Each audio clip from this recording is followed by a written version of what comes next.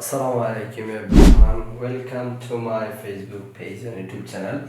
So আজকে আমরা যে বিষয়টা নিয়ে কথা বলবো সেটা হচ্ছে IELTS 5.5 দিয়ে যে দেশে আপনি আসলে যেতে পারবেন।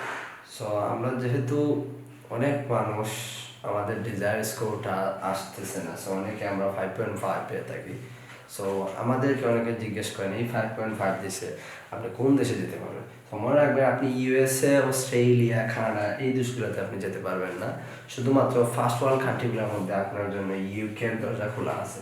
অর্থাৎ আপনি ইউকেতে যেতে পারবেন না 5.5 দিয়ে, এবং সেটা হচ্ছে ফাউন্ডেশন কোর্সে, অর্থাৎ 1 বছরের অথবা 6 বছরের প্রিমিয়ামটারি কোর্সে যেতে পারবেন, এবং জানা থাকতে হবে 5.5 with no been less than 5 or 5.5, right? So মনে রাখবেন আপনি এটা দিয়ে যেতে পারবেন, বা টিউশন ফি শিওর। দেন হচ্ছে আপনার রোমানিয়া।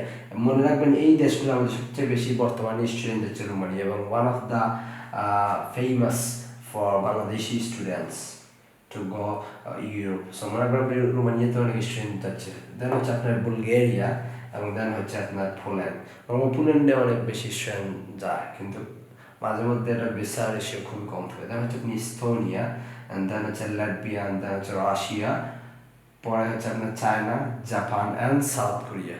মনে করেন এই দেশগুলোতে আপনি IELTS 5.5 দিয়ে খুব ইজিলি ভাবে যেতে পারেন, এবং ভিসা রেশিও ইনশাআল্লাহ খুবই ভালো। Thank you for watching my videos.